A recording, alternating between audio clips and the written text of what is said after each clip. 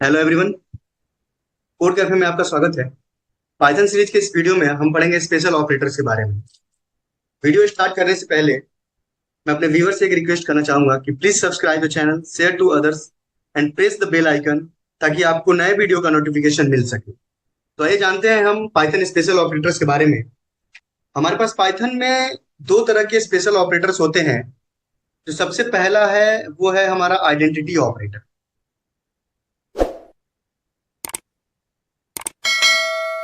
अब ये identity operator कैसे काम करता है इसको देखते हैं।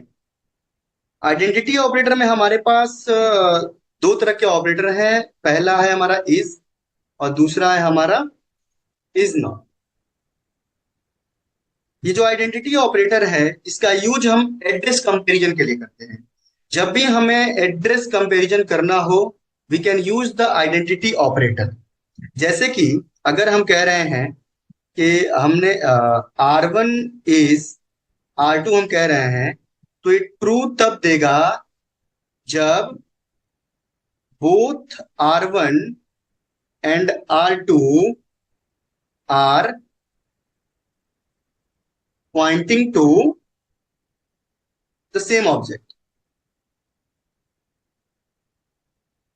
जब R1 is R2 true output तब देगा जब R1 और R2 पॉइंट करेंगे किसी सेम ऑब्जेक्ट को।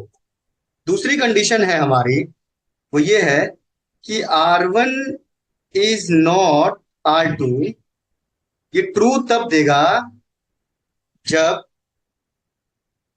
both R1 and R2 are not pointing the same object। अगर वो सेम ऑब्जेक्ट को पॉइंट नहीं कर रहे हैं उस केस में हमें R1 is not R2 true देगा। जानते हैं इसको थोड़ा सा एग्जांपल के तौर पे कैसे समझते हैं इसको। मैंने सबसे पहले एक वेरिएबल लिया a इज इक्वल टू 10, दूसरा वेरिएबल लिया b इज इक्वल टू भी 10 लिया और मैं प्रिंट कराना चाहता हूं प्रिंट a इज b। इस केस में ये वैल्यू देगा ट्रू। ये ट्रूथ इसलिए दे रहा है कि जो ए और बी हैं दोनों सेम ऑब्जेक्ट को पॉइंट कर रहे हैं, इस वजह से ये हमें ट्रू मिल रहा है। अगर हम कह रहे हैं प्रिंट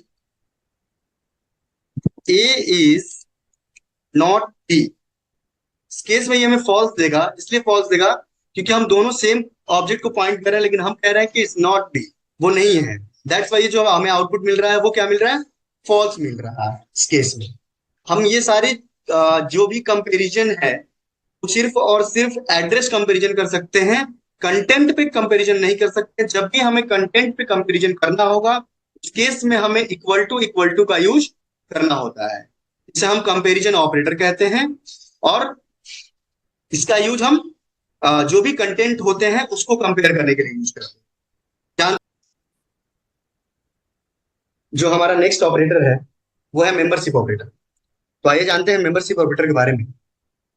जो मेंबरशिप ऑपरेटर होता है ये मेनली चेक करने के लिए यूज होता है कि किसी भी डेटा में वो मेंबर प्रेजेंट है कि नहीं। जैसे कि अगर हम एग्जांपल के तौर पे देखें तो हमने कहा x is equal to hello. अब हम प्रिंट करा रहे हैं प्रिंट h इन x और दूसरा हम कह रहे हैं प्रिंट u इन x। तो इस केस में ये चेक करेगा मेंबर कि जो ये h है वो इस x में है कि नहीं।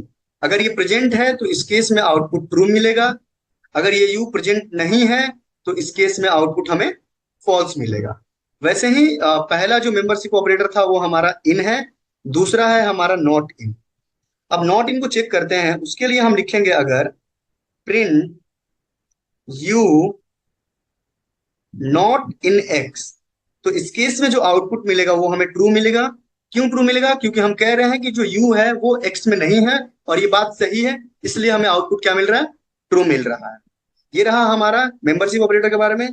Thanks for the lecture. मिलते हैं आपसे अगले लेक्चर में।